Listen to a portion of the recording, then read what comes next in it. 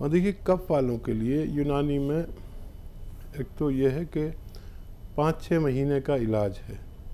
किसी को जल्दी फ़ायदा हो जाए तब भी 5 महीने करना है, और देर में हो तब भी।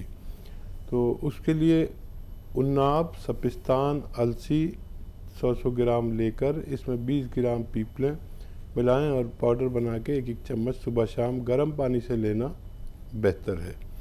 और इसके लिए एक माजून भी है, माजून आर केयर। माजून आर केयर आप सुबह शाम इसी तरह लेने से भी फ़ायदा मुमकिन है। ऐसे ही हकीम साहब के तजर्बे का फ़ायदा उठाने के लिए हमारे चैनल हकीम सुलेमान खान को सब्सक्राइब करें और बेल बटन को दबाना ना भूलें, ताकि हकीम साहब के घरेलू नुस्खों से ज़्यादा आप फ़ायदा उठा सकें।